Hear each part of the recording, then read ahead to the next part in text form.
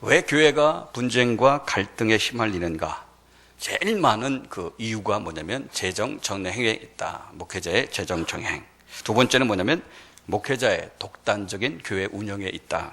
세 번째는 뭐냐면 교회의 세습 때문에 교회가 이 분쟁과 갈등에 휘말리게 된다. 그 이외에도 보면 목회자에 의한 성폭력, 또 목회자의 윤리 문제, 또 목회 리더십 교체 과정에서 갈등, 또 불법 치리 문제, 또 개인 간의 분쟁, 이런 것들이 교회로 하여금 분쟁과 갈등에 휘말리게 된다라는 그런 기사를 봤어요. 이런 거 보면 참 목사 한 사람만 제대로 예수님 잘 믿으면 교회는 분쟁과 갈등 가운데 휘말리지 않는구나라는 것을 우리가 생각할 수 있을 것 같아요. 그러니까 여러분들 여기 서 있는 목사가 정말 예수님 잘 믿는 목사 되게 해달라고 기도 많이 해주시기 바랍니다. 근데 제가 개인적으로 그 기사를 보면서 거기에 실린 이유들을 한번 쭉 보면서 공감이 가는 그런 부분들이지만 정말 오늘날 교회가 단순히 이런 문제들 때문에 분쟁과 갈등에 휘말리는가?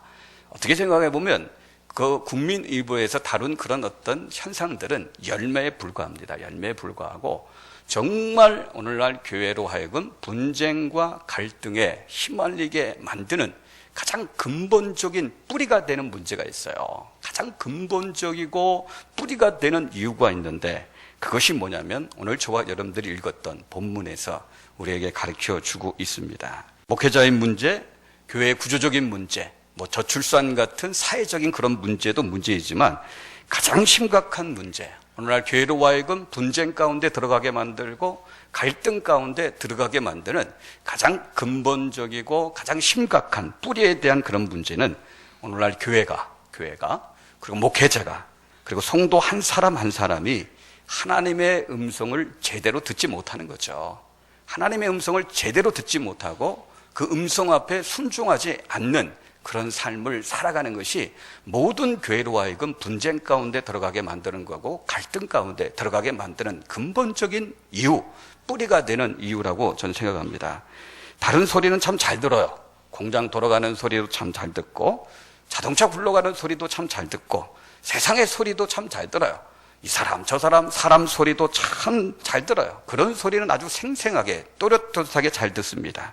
그러나 정작 들어야 될 온 세상의 주인 되신 하나님의 음성, 그리고 교회를 친히 설립하시고 교회를 세워나가시고 교회 가운데 역사하시는 교회 주인 되신 하나님의 음성을 듣는 데 있어서 오늘날 많은 교회가 또 성도들이 실패하고 있지 않은가 그런 생각을 좀 해봅니다.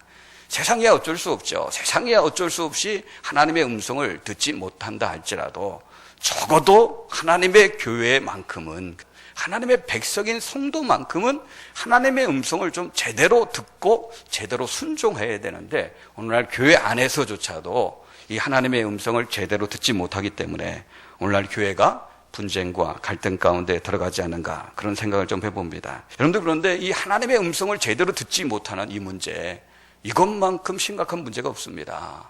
이것만큼 두려운 문제가 없습니다. 그럼 그렇다면 왜 오늘날 우리 시대 교회가 하나님의 음성을 제대로 듣지 못하고 있을까? 엘리 시대도 그랬죠. 우리 시대만 그런 게 아니라 오늘 우리가 읽었던 엘리가 제사장으로 있을 때 이 시대도 마찬가지였어요. 엘리 시대에도 하나님의 음성을 듣는데 실패했습니다.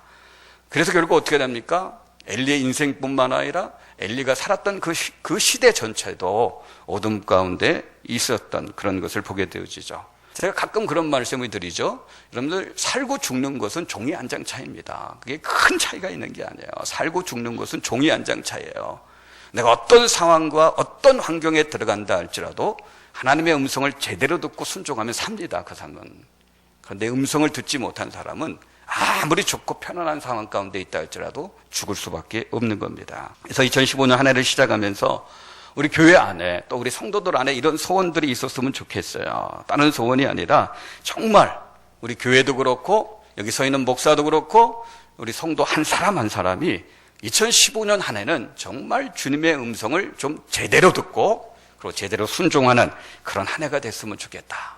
이것이 오늘날 주님께서 꿈꾸시는 교회고 주님이 기대하시는 성도의 모습일 겁니다. 그래서 정말 여러분들 오늘 예배를 드리면서 오늘 1월 둘째 주인데 1월 둘째 주 예배를 들으면서 하나님 우리 서울 삼덕교회도 그렇고 여기서 있는 목사도 그렇고 여러분들도 그렇고 2015년 한 해 정말 나에게 말씀하시는 주님의 음성을 제대로 듣는 한 해가 되게 하시고 그 말씀 앞에 제대로 순종하는 그런 한 해가 되게 하옵소서. 그렇게 기도하시고 그렇게 승리하시기를 주님의 이름으로 축원합니다. 여러분, 오늘 그래서 말씀을 통해서 우리가 주님의 음성을 어떻게 하면 제대로 들을 수 있을까? 오늘 반면 교사가 나옵니다. 그 주님의 음성을 듣는데 실패한 그 엘리의 모습을 통해서 그걸 반면 교사로 삼아가지고 우리가 어떻게 하면 2015년 안에 우리에게 주시는 그 하나님의 음성을 제대로 듣는 교회도 그렇고 우리도 그렇고 어떻게 제대로 듣고 순종할 수 있을까? 거기에 대한 교훈을 같이 받기 원하는데요. 그 첫 번째는 뭐냐면 엘리가 하나님의 음성을 제대로 듣지 못했던 그 이유 중에 한 가지가 뭐냐면 말씀 앞에 선 엘리의 잘못된 태도가 있었는데 그 태도가 뭐냐면 설마 하는 그런 태도입니다. 설마 그럴 리가 하는 그런 태도를 엘리가 갖고 있어요. 그럼 1절 말씀 한번 볼까요? 1절 말씀 보면 아이 사무엘이 엘리 앞에서 여호와를 섬길 때에는 여호와의 말씀이 희귀하여 이상이 흔히 보이지 않았더라. 이게 당시 교회가 앓고 있는 아주 심각한 질병을 지금 적나라하게 보여주고 있어요. 구약시대 보통 하나님은요, 이상과 환상을 통해서 하나님을 보여주시기도 하고, 때로는 직접적인 그런 육성을 통해가지고 하나님의 음성을 들려주셨어요. 그런데 오늘 성경에 보니까 엘리 시대 때는요, 하나님이 이상과 환상으로도 보여주지 않았고, 직접 육성을 통해서도 하나님께서 그 음성을 들려주지 않았다. 그렇게 지금 기록하고 있어요. 엘리 시대 때 이런 일이 일어났다. 엘리라는 구체적인 이름을 이렇게 지목하고 있어요. 그걸 보면 엘리에게 뭔가 책임이 있는 거예요. 그 당시 이상과 환상이 보여지지 않고 하나님의 그 음성이 들려지지 않는 데 있어서 그 음성을 듣지 못하는 데 있어서 엘리라는 대제사장이 일종의 책임이 있다는 것을 보여주기 위해서 1절 말씀이 이렇게 나오고 있는 겁니다. 엘리가 어떤 사람이었기 때문에 과연 그 시대에 하나님의 음성이 제대로 들려지지 않았을까? 엘리가 하나님 말씀 앞에 갖고 있었던 태도 때문이다 말씀드렸죠. 그 태도가 무슨 태도라고 했어요? 설마 그럴 리가 하는 그런 태도죠. 설마 그러겠냐 뭐 그런 태도예요. 설마 하나님이 그렇게까지 하시겠냐 그런 어떤 태도입니다. 그럼 12절 말씀도 보세요. 내가 엘리의 집에 대하여 말한 것을 처음부터 끝까지 그날에 그에게 다 이루리라. 지금 이 말은 누가 누구한테 하는 말입니까? 이 말은 누가 누구한테 하는 말이에요? 하나님이 사무엘한테 하는 말이에요. 하나님께서 사무엘을 부르시는 거예요. 사무엘아, 내가 너에게 지금 말을 하는데 이 말을 엘리에게 꼭 전해주라. 내가 엘리의 집에 말한 것이 있는데, 여기 엘리의 집에 말한 것은 시제로 보면 과거형이에요. 이미 엘리에게 말을 했다는 거예요. 2장에 보면 엘리에게 이미 하나님께서 말씀을 하셨어요. 이미 엘리에게 말씀하신 거예요. 사무엘에게 처음 하신 말씀이 아니라 이미 사무엘에게 말하기 전에 하나님께서 엘리에게 말씀하셨다는 거예요. 엘리야, 너 그렇게 살면 안 된다. 제사장인데 너 그렇게 살면 안 된다. 네 자식들도 제사장들인데 그렇게 죄짓도록 내버려 두면 안 된다. 너 그러다가 너도 그렇고 네 자식들도 그렇고 네 집안 전체가 너 심판받아 망하게 될 거다. 하나님께서 미리 다 말씀을 해 주신 거예요. 그런데 그 말을 엘리가 들었는데 어떤 태도를 취했다고요? 설마 그럴 리가. 설마 그렇게까지 하실까? 그런 태도를 엘리가 갖고 있었던 겁니다. 여러분 13절 말씀도 보세요. 내가 그의 집을 영원토록 심판하겠다고 그에게 말한 것은 그가 아는 죄악 때문이니 이는 그가 자기 아들들이 저주를 자청하되 금하지 아니하였음이니라. 지금 하나님께서 엘리 그 집을 심판하겠다고 이렇게 통보했는데 그 심판받아야 될 그 이유는 엘리가 모르는 죄가 아니에요. 엘리가 이미 알고 있는 죄예요. 뻔히 알고 있는 그 죄, 그 죄 때문에 내가 심판하겠다. 그렇게 말씀을 하신 거죠. 엘리의 두 아들이 예배를 오염시켰잖아요. 하나님 앞에 드려질 거룩한 예배를 오염시켰단 말이에요. 백성들이 제사를 드리기 위해서 제물 갖고 나올 때 중간에 있어서 그걸 가로챘단 말이에요. 성전에서 봉사하는 여인들과 음란한 그런 음행의 그런 죄를 자식들이 저질렀단 말이에요. 바로 그것 때문에, 그걸 지금 엘리가 모르고 있는 게 아니에요. 다 알고 있어요. 바로 그 죄, 네가 알고 있는 그 죄 때문에 내가 심판하겠다. 그렇게 말씀을 한 겁니다. 그런 하나님의 음성을 또렷또렷하게 들었는데도 불구하고 엘리 마음속에는 뭐가 있다고요? 설마 설마 내가 이렇게 했다고 설마 하나님이 그렇게까지 하실까? 그런 어떤 마음의 자세가 있는 거예요. 우리 속담에 설마가 사람 잡는다, 그런 속담이 있죠. 그럼 그렇습니다. 설마가 정말 사람 잡습니다. 설마가 엘리 잡은 거예요.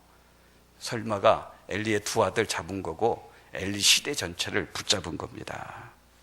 여러분, 엘리 시대 문제는 하나님의 음성이 작게 들린 게 아닙니다. 하나님의 음성이 애매모호하게 희미하게 들린 게 아니에요. 하나님의 음성은 너무나 분명하게, 너무나 또렷또렷하게 들렸어요. 문제는 뭐냐? 그 말씀 앞에 선 엘리의 반응이 문제였어요. 엘리의 마음속에 있었던 설마라는 병, 이게 아주 심각한 질병입니다. 말씀 앞에 설마 하나님이 그렇게까지, 설마 하나님이 그럴 리가, 이 설마라는 병이 얼마나 심각한 질병인지 모릅니다. 그런데 그게 과연 엘리만의 그런 문제일까요? 여러분들 말씀을 드리지만 성경의 이야기는 결코 남의 이야기가 아닙니다. 바로 오늘 이 시대를 살아가는 저와 여러분들의 이야기죠. 오늘 이 시대의 문제도 마찬가지 아니에요. 여러분, 오늘 이 시대의 문제도 하나님의 음성이 작게 들리는 게 아니에요. 하나님의 음성이 희미하게 들리는 게 아닙니다. 오늘 이 시대는요, 이 시대도 하나님의 음성은 너무나 분명하게 들리고 있어요. 너무나 또렷또렷하게 들리고 있습니다. 오히려 엘리 시대보다, 그리고 그 어떤 시대보다 오늘 이 시대는요, 이 하나님의 음성이 분명하게 보여지고 있고 분명하게 들려지고 있어요. 왜냐하면 우리에겐 뭐가 있어요? 엘리 시대는 없었지만 우리에겐 뭐가 있습니까? 신구약 66권 계시가 담겨진 하나님의 말씀 성경이 우리 손에 있잖아요. 저와 여러분들은요, 굳이 우리가 하나님의 뜻을 알기 위해서 금식하면서 기도할 필요가 없어요. 이미 하나님의 뜻이 너무나 분명하게 드러난 성경이 우리 손에 있기 때문에, 하나님의 뜻이 성경에 다 기록되어 있어요. 하나님의 뜻이 너무나 분명하게 우리에게 보여지고 있고 우리에게 전달된 그런 시대를 저와 여러분들이 살아가고 있는 거예요. 여러분, 가끔 이게 TV를 보다 보면, 예능 프로그램 같은 거 보면 게스트로 이제 개그맨들이 이렇게 출연할 때가 있어요. 근데 그 개그맨들이 출연해서 이렇게 웃음 터지는 이야기를 이렇게 자주 합니다. 웃음 터지는 그 안에 있는 방청객들뿐만 아니라 보는 시청자들로 하여금 한번 빵 터질 수 있는 그런 재미있는 이야기들을 개그맨들이 자주 해요. 근데 그 개그맨들이 출연해가지고 재미있는 이야기를 할 때, 그 웃음을 빵 터지게 하는 그런 재미있는 이야기를 할 때 그 이야기가 밑에 이렇게 자막으로 이렇게 나와요. 자막 처리돼서 이렇게 나옵니다. 우리가 생각할 때, 아니 지금 개그맨이 자기가 말을 하고 있는데 그걸 굳이 이렇게 자막 처리까지 할 필요가 있나, 우리가 그렇게 생각할지 모르지만, 그런데 이 개그맨들은 아나운서처럼요, 입에 이렇게 볼펜을 물고 발음을 정확하게 하는 그런 훈련을 받은 사람들이 아니에요. 그래서 나와서 게스트로 나와서 이야기를 하는데 어떨 때는 이 발음이 정확하지 않을 때가 있단 말이에요. 그러니까 그 PD들이 하는 게 뭐냐면, 이게 웃음을 터지는 이야기를 했는데 혹시 시청자들이 못 알아들을까 봐 이 시간은 같이 웃음을 터져야 되고, 그러면 막 시청률이 올라가지 않습니까? 못 알아들을까 봐 그들이 한 말을 자막으로 처리를 해놓는 거예요. 그래서 혹시 제대로 못 알아들었다 할지라도 그 자막을 보면서 함께 웃도록 하기 위해서, 그런 것을 여러분들 아마 보았을 겁니다. 여러분들, 성경이 바로 그런 자막입니다. 성경이 자막. 하나님이 분명하게 또렷하게 말씀을 하시거든요. 하나님의 그 음성은 마치 확성기처럼 너무나게 분명하게 말씀하고 또렷하게 말씀을 하는데, 혹시 하나님의 백성들이 못 알아들을까 봐, 이 하나님의 음성은 너무나 분명하고 또렷한데 혹시 하나님의 백성들이 헷갈릴까 봐 헷갈리지 않도록 하기 위해서, 못 알아듣지 못하도록 하기 위해서, 못 알아듣는 그런 일이 없도록 하기 위해서 하나님께서는 이 성경이란 자막을 66호를 기록해서 저와 여러분들에게 준 겁니다. 그런데 문제는 뭐예요? 오늘날 하나님의 음성을 들을 때 엘리의 반응과 똑같은 반응을 우리들이 갖고 있는 거죠. 엘리의 마음속에 있는 설마라는 병이 엘리에게만 있는 게 아니라 우리에게도 동일하게 나타난다는 거죠. 그럼 지난주에 우리가 신년 특별 새벽기도 했죠. 우리가 성도가 성도답게 좀 살자, 성도의 본분을 지키면서 살자, 성도의 정체성이 뭔지 우리가 성경을 통해서 제대로 발견하고 그 정체성에 걸맞는 삶을 우리가 살자. 그래서 2015년에는 땅에 있는 성도들은 존귀한 자라고 했는데, 하나님 보실 때도 존귀한 자가 되고, 성도가 성도를 볼 때도 존귀한 성도가 좀 되고, 믿지 않는 사람들이 볼 때는 더 존귀해지고, 우리가 우리 자신들을 볼 때도 존귀함을 좀 회복하자, 우리 성도답게 살자, 우리 성도의 본분대로 살자, 그런 주제를 갖고 한 주간 특별 새벽기도 했어요. 그럼 성도답게 사는 길이 뭐라고 했어요? 너희는 세상의 소금이다. 너희는 세상의 빛이다. 너희는 세상에 보내진 그리스도의 편지다. 너는 세상 속에서 예수님의 향기를 드러내야 될 예수님의 향기다. 너희들은 포도나무에 붙어있는 포도나무 가지다. 너희들은 하나님의 걸작품이다. 이 성도의 정체성에 대한 말씀을 같이 봤어요. 우리가 어떻게 살아야 되는지 우리 같이 살펴봤어요. 여러분들 참여해서 말씀을 들은 사람들, 여러분들이 전혀 몰랐던 그런 말씀들인가요? 다 아는 말씀이죠. 우리가 다 알고 있던 그런 말씀이에요. 그런 말씀을 다시 한번 리뷰하는 그런 시간들을 우리가 신년 특별 새벽 기도에 가졌단 말이에요. 새로운 게 아니에요. 하나님의 말씀이에요. 근데 문제는 뭐예요? 아는 말씀인데 그 말씀 앞에 우리의 반응이 문제예요. 반응이 문제. 설마. 그러면서 넘어가는 거예요. 어떻게 신앙생활을 해야지 하나님을 기쁘시게 할 수 있을까? 우리가 어떻게 가정생활을 해야지, 어떻게 직장생활을 해야지 하나님이 기뻐하실까? 모르는 게 아니에요. 우리는 잘 알고 있어요. 이 부분에 있어도 우리는 분명하게 또렷하게 잘 알고 있어요. 문제는 여기에 대해서 우리가 갖고 있는 반응이 문제예요. 여전히 우리도 설마 그럴 리가, 설마 그렇게까지 하실까? 우리가 기껏 한다는 말이 뭐예요? 참 하나님은 직장 생활을 안 해봐가지고 참 이게 말도 안 되는 소리를 하시는 것 같아. 이 하나님은 이 짝믿음 가정이 얼마나 힘든지, 그 혼자 나오는 그게 얼마나 힘든지 그거 모르시는가 봐 하면서, 하나님이 정말 사회생활을 안 해봐서 잘 모르는 것 같은데 그런 식으로 하면 쪽박차기 십상이야. 그냥 퇴출당해. 성경은 성경이고 현실은 현실이야. 그러면서 자꾸 어떻게 해요? 하나님의 말씀 앞에 설마 하면서 그냥 넘어가는 겁니다. 엘리가 그랬어요. 하나님께서 목에 핏대를 세우면서 너무나 분명하게, 너무나 또렷하게 말씀을 하시는데도 엘리는 설마 그럴 리가 하면서 그냥 넘어간 겁니다. 이 설마라는 벽이 얼마나 두터운지 모릅니다. 이 설마라는 벽 앞에는요, 대통령의 말도 소용없어요. 그 준엄한 그 판사의 그런 판결물도요, 이 설마라는 벽 앞에 별로 소용이 없어요. 심지어 이 설마라는 벽 앞에는요, 하나님께서 핏대 세우면서 또렷또렷하게 말씀하신 그 말씀도 아무런 소용이 없습니다. 이것이 오늘날 우리 교회의 가장 심각한 문제고 우리의 심각한 질병일 수 있다는 겁니다. 하나님의 말씀을 심각하게 생각하지 않습니다. 하나님의 말씀을 두렵게 받지 않아요. 성경이 심각하게 말씀해도 그냥 설마 하면서 넘어가는 겁니다. 여러분들 정말 이 새해를 시작하면서 여러분들 한 분 한 분들을 축복하는데, 정말 2015년 안에 이 엘리 안에 있었던 이 설마, 이 엘리 안에 있었던 이 설마라는 이 태도 절대 우리 교회 안에 들어오지 않기를 바라고요, 저와 여러분들의 마음 가운데 들어오지 않기를 바랍니다. 혹시 정말 저와 여러분들의 그 마음 가운데 이미 이 설마라는 벽이 너무나 견고하게 세워져 왔다면, 작년 한 해를 뒤돌아볼 때 설마 하나님이 그렇게까지 하실까? 이 설마라는 벽, 또 설마라는 심각한 질병이 우리 안에 너무나 견고하게 세워졌다면, 그럼 새해를 시작하면서 다른 데 다 뒤로 하고라도 우리 안에 세워진 이 설마라는 벽을 철저하게 깨트리고 부서뜨리고 나서 이 한 해를 시작하셔야 되는 거예요. 그래야지 2015년 안에 개인의 문제도 해결되는 거고 교회 공동체의 문제도 해결이 되는 겁니다. 인생의 문제가 해결될 실마리가 여기서부터 시작되어지는 거예요. 그럼 다시 한번 축복합니다. 이 설마라는 병이 저와 여러분들의 삶 가운데서 다 떠나가기를 주의 이름으로 축원합니다. 꼭 그러셔야 돼요. 그럼 두 번째는 뭐냐?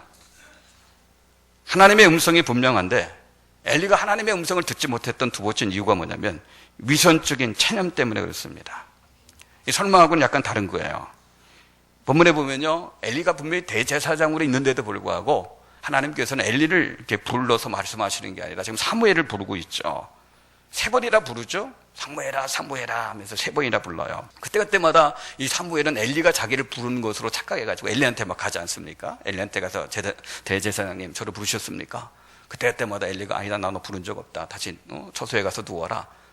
세 번 그런 일이 반복되니까 엘리가 그때 가서 깨달은 거죠. 아, 하나님께서 사무엘을 부르시는구나. 그래서 사무엘에게 이야기하죠. 야 사무엘아, 혹시 다시 한번 너를 부르는 음성이 나거든 이렇게 대답해라. 주여 말씀하옵소서, 주의 종이 듣겠나이다. 그렇게 대답을 해라. 그리고 나서 이제 사무엘이 자리로 돌아가서 누웠는데 또다시 사무엘아 하나님 부르시죠. 그러자 사무엘이 배운 그대로 주여 말씀하옵소서 주의 종이 듣겠나이다 그렇게 이야기합니다. 그래서 하나님께서 그 사무엘에게 엘리 집에 임할 심판을 하나도 빠뜨리지 않고 낱낱이 다 말씀해 줍니다. 그 얘기를 듣고 이제 사무엘이 막 긴장을 하는 거죠. 엄청난 그런 어떤 충격 속에 들어가는 거죠. 엘리가 다시 이제 사무엘을 부르죠. 그럼 17절 말씀 보세요. 17절 말씀 보면 이르되 네게 무엇을 말씀하셨느냐 청하노니 내게 숨기지 말라. 네게 말씀하신 모든 것을 하나라도 숨기면 하나님이 네게 벌을 내리시고 또 내리시기를 원하노라 하는지라. 엘리가 사무엘을 불러서 하나님이 너에게 무슨 말씀을 하시더냐? 너 숨기지 말아라. 있는 그래. 하나님이 너에게 말씀한 그대로 나에게 이야기해야 된다. 만약에 네가 손톱만큼이라도 숨기면 너에게 벌 위에 벌이 임할 거다. 그렇게 이야기합니다. 그래서 사무엘이 어떻게 합니까? 하나도 빠짐없이 자기가 들었던 그 엘리 집에 임할 하나님의 심판에 대해서 낱낱이 이야기를 다 합니다. 그 말을 듣고 엘리가 취한 반응이 뭡니까? 여러분 18절 말씀이에요. 사무엘이 그것을 그에게 자세히 말하고 조금도 숨기지 아니하니 그가 이르되 이는 여호와이시니 선하신 대로 하실 것이니라 하니라. 여러분들 그 18절 후반절 말씀 보세요. 그가 이르되 이는 여호와시니. 그가 이르되 그가 누굽니까? 여기서 말하는 그가 누구예요? 엘리죠. 엘리. 그죠? 엘리가 이르되 엘리가 대답하는데 이는 여호와시니 이는 하나님이시니 이렇게 말씀하신 분이 하나님이시니 선하신 대로 하실 것이니라 그렇게 대답을 합니다. 이걸 언뜻 보면 참 엘리가 믿음이 참 좋은 사람인 것처럼 보입니다. 자기 집에 하나님이 심판하신다는 말씀을 하셨는데 그게 하나님의 뜻이니까 뭐 하나님의 뜻이니까 그렇게 되지. 어떻게 보면 참 믿음이 좋은 사람처럼 비치는 그런 이야기를 하는데 그러면 이거는 주님의 뜻이니까 주님 뜻대로 하옵소서 그게 아니라 하나님께서 그렇게 하신다니까 하나님이 그렇게 하시는데 내가 어떻게 할 수 있어? 그냥 체념해 버리는 거예요. 이 앞에 그 설마라는 그 태도하고 이 체념이 하는 그 태도는 쌤입니다. 쌤. 표현은 달라도요. 요즘 그 개그 콘서트에서 나오는 거 있죠. 개그 콘서트에 나오는 도찐, 개찐 여러분들 보십니까? 표현은 달라도 설마라는 그거나 체념하는 거나 도찐, 개찐 똑같은 겁니다. 똑같은 그런 태도예요. 지금 엘리의 반응을 한번 보세요. 하나님께서 너희 집을 심판하겠다. 너희 집을 내가 심판하겠다. 그렇게 말씀하실 때 처음에는 설마 하나님이 그렇게까지 하시겠나? 그렇게 했어요. 하나님이 목에 핏대를 세우면서 내가 반드시 심판하겠다. 너희 죄는 제물로도 속하지 못한다 하면서 반드시 분명히 내가 너희 집을 심판하겠다. 다시 이렇게 확고하게 얘기하니까 그 다음에 나온 반응이 뭐예요? 하나님이 하신다면 어쩔 수 없지. 체념하는 그런 반응을 지금 하고 있는 거예요. 여러분 생각해 보세요. 하나님께서 사무엘을 통해서 엘리 집에 임할 그 하나님의 심판을 이렇게 선포했을 때 엘리에게 기대했던 반응이 어떤 반응을 하나님께서 기대하셨겠어요? 어떤 반응을 기대했을까요? 예를 들면 한번 생각해 보세요. 자식이 막 속을 썩여요.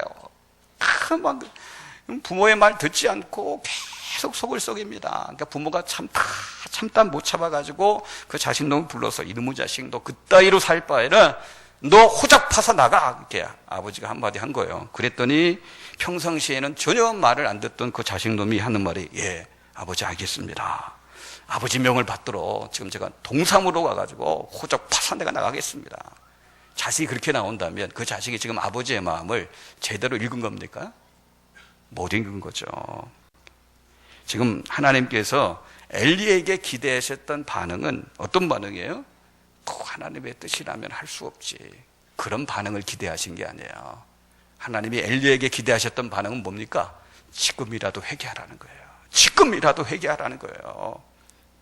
지금이라도 너 회개하고 네 자식들 저주받는 일을 지금 하고 있는데 다리 몽둥이 부러뜨리서라도 그 저주받는지 그치게 하라는 거예요.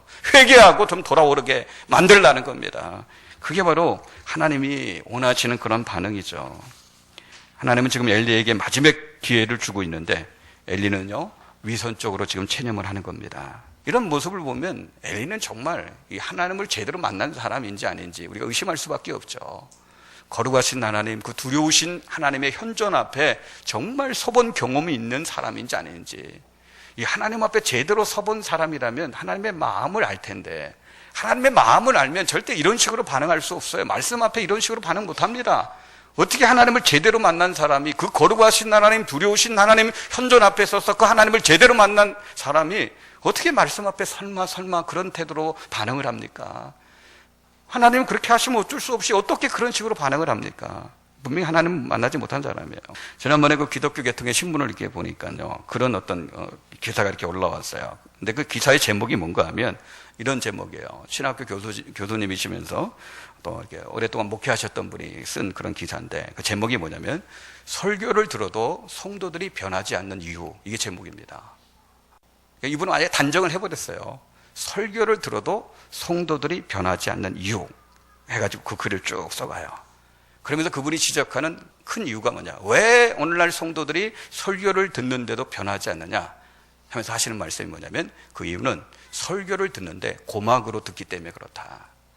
정말 두렵고 떨리는 마음으로 말씀을 들어야 되는데 그런 마음으로 듣는 게 아니라 고막으로 설교를 듣기 때문에 아무리 수백 번, 수천 번의 설교를 듣는다 할지라도 성도들은 변하지 않는다, 그렇게 얘기해요. 우리가 생각할 때는 물리적으로, 생물학적으로 이 고막을 이렇게 때리는 그 말씀을 들어도 우리가 듣는 것처럼 생각할지 모르지만, 성경도 그렇고 그분이 지적한 것도 마찬가지고요. 여러분들, 고막을 때린다고 해서 설교를 듣는 게 아니에요. 정말 두렵고 떨리는 마음으로 그 말씀을 받을 때만 그게 바로 제대로 설교를 들은 사람들이죠. 근데 어떤 면에서 보면 이거는 설교를 듣는 성도들만의 문제가 아니죠. 설교자도 문제가 있는 거죠. 설교자도 정말 고방을 때리는 설교가 아니라 정말 그 두렵고 떨리는 그런 마음으로 설교를 할 때 이 성도들이 정말 그런 마음으로 말씀을 받게 되지 않을까. 그렇기 때문에 우리 사랑하는 동역자 여러분, 2015년 여기 서 있는 설교자도 그렇고 설교를 듣는 여러분들도 그렇고 우리가 함께 노력해야 될 일이 뭡니까? 이 일이에요. 설교자도 정말 마음으로 정말 설교를 하고, 정말 마음으로 설교를 하고, 설교를 듣는 여러분들도 고막으로 설교를 듣는 게 아니라 정말 두렵고 떨리는 마음으로 하나님의 말씀을 받는 그 일을 어떻게 해요? 목사와 여러분들이 같이 달라붙어서 우리가 힘써 수고하면서 그 일을 할 때 하나님의 말씀이 우리 고막이 아니라 우리 마음으로 들리기 시작하면 그때 우리 인생의 변화가 나타나기 시작하는 거고, 그때 우리 인생의 개인의 문제들이, 해결책들이 보여지는 그런 놀라운 역사가 나타나게 되어지는 겁니다. 여러분들, 오늘날 많은 사람들이 이구동성으로 오늘날 이 시대의 가장 심각한 문제는 경제다, 경제만 잘 돌아가면 모든 문제가 다 풀린다, 그렇게 이야기하는데 공감이 가는 그런 말일 수도 있지만 전혀 또 헛다리를 짚은 그런 말일 수도 있어요. 물론 경제가 잘 돌아가면요, 성도들의 삶이 윤택해지고 교회도 많은 도움을 받을 수 있게 될 것입니다. 그러나 과연 경제가 풀린다고 해서 우리의 삶에, 우리 개인의 인생과 우리의 삶의 문제가 과연 풀리는가? 저는 절대로 그렇지 않다고 저는 생각합니다. 여러분들, 우리가 정말 풀어야 될 우리 인생의 문제, 우리 개인의 문제는 다른 것이 아니라 영적 총력 상실의 문제입니다. 영적 총력 상실의 문제. 하나님의 말씀을 듣는 수준이 하향화되어 있어요. 이게 올라가야 되는데 하나님의 말씀을 듣는 수준이 밑으로 계속 떨어지고 있고, 심지어 이제 영적 청력이 상실해 버린, 하나님의 음성을 듣는 영적인 귀가 완전히 귀모가 버리는 이 상실의 문제, 이게 오늘날 우리의 가장 심각한 문제고, 하나님의 성도들은요, 그 문제가 해결되지 않은 한, 교회도 그 문제가 해결되지 않은 한 하나님께서 복을 주실 수가 없는 것입니다. 이 문제부터 풀어야 돼요. 그럼 어떻게 풀 수 있습니까? 엘리를 통해서 그 해답을 찾을 수가 없어요. 사무엘을 통해서 그 해답을 찾을 수 있는 겁니다. 여러분, 우리 사무엘을 보면요, 19절 한번 보세요. 19절 한번 보세요. 19절에 보면 사무엘이 자라매 여호와께서 그와 함께 계셔서 그의 말이 하나도 땅에 떨어지지 않게 하시니. 그러면 여호와께서 누구와 함께 계신다고 합니까? 사무엘과 함께 계신다, 그렇게 말씀하고 있어요. 그래서 그의 말, 사무엘의 말이 하나도 땅에 떨어지지 않고 그대로 이루어지게 하나님께서 역사해 주신다, 그렇게 되어 있어요. 그래서 결과를 보면 20절 보니까 단에서부터 부엘살바까지, 단이라는 것은 이스라엘의 최남단을 가리키는 거고, 부엘살바는 이스라엘의 최북쪽을 가리키는 거예요. 그러니까 이스라엘 전체를 가리키는 거예요. 온 이스라엘이 사무엘은 여호와의 선지자로 세우심을 입은 줄을 알았더라. 하나님께서 사무엘과 함께 하셨어요. 근데 우리가 알 것은요, 하나님이 사무엘과 함께 하시는 것으로 끝나는 게 아니라 사무엘 자체가 먼저 하나님과 함께하는 그런 삶을 산 사람입니다. 그래서 여러분들 3절 말씀 보세요. 3절 보면 하나님의 등불은 아직 꺼지지 아니하였으며 사무엘은 하나님의 궤에 있는 여호와의 전 안에 누웠더니, 엘리는요 자기 한 일 딱 끝나면 자기 처소에 가서 누웠어요. 그러나 사무엘은 여호와의 전을 떠나지 않았어요. 하나님을 향한 이 사무엘의 마음의 자세, 늘 하나님과 함께 하려고 했던 이 삶의 자세, 그러니까 사무엘 자체가 하나님과 늘 함께하는 그런 삶을 살아가니까 하나님이 사무엘과 늘 함께 하셨던 거예요. 사무엘의 말이 한마디도 땅에 떨어지지 않도록 해주신 것은 사무엘이 먼저 하나님의 말씀을 들을 때 제대로 듣고 하나님의 말씀이 한 마디도 땅에 떨어지지 않도록 그 말씀 앞에 순종하는 그런 인생을 살았기 때문에 하나님도 그에 대한 복으로서 사무엘의 말이 한 마디도 땅에 떨어지지 않도록 하나님께서 축복을 해 주신 겁니다. 그러므로 2015년 안에 이 사무엘의 자세가 저와 여러분들의 자세가 되셔야 되는 거예요. 정말 하나님과 함께하는 그런 삶, 정말 하나님과 함께하려고 하나님과 동행하는 그런 어떤 삶을 살고자 몸부림치는 그런 어떤 모습들, 그리고 하나님의 말씀을 들을 때 고막으로 듣는 게 아니라 두렵고 떨리는 마음으로 그 말씀을 받아들이고 하나님의 말씀이 내 삶에서 한마디도 땅에 떨어지지 않고 그 말씀이 내 삶에 그대로 열매를 맺히기 위해서 순종하고자 하는 그런 삶, 그런 삶을 살아갈 때 하나님도 우리에게 임마누엘의 복을 주시는 거예요. 2015년 안에 내가 어느 자리에 있든지 하나님이 함께 하시는 거예요. 하나님이 동행해 주시는 거예요. 요셉과 같이 종으로 팔려가도 하나님이 함께 하셔서 형통하게 만드는 거고, 감옥에 들어가도 하나님이 함께 하셔서 형통하게 만드는 거고, 2015년에 우리가 어떤 상황에 들어가든지 하나님이 임마누엘의 복을 주셔서 형통하게 만드는 그런 축복을 누리게 만들어 주시는 거고, 내가 정말 고막으로 하나님의 말씀을 듣는 게 아니라 두렵고 떨리는 그 말씀으로, 마음으로 하나님의 말씀을 들어서 그 하나님의 말씀이 내 삶에서 하나도 떨어지지 않도록 그 말씀을 붙잡고 순종하는 삶을 살아갈 때 내 입에서 나가는 모든 말들에 대해서 하나님이 책임을 져주시는, 내 입에서 나가는 모든 믿음의 선포에 대해서 하나님께서 열매를 맺게 하시는 그런 놀라운 축복을 우리들에게 허락을 해주시는 겁니다. 정말 축복합니다. 이 사무엘이 누렸던 이 복, 2015년 안에 개인적으로도 누리시고요, 우리 교회도 함께 누리는 복된 역사가 저와 여러분들 가운데 있기를 다시 한번 주님의 이름으로 축복합니다. 축복합니다.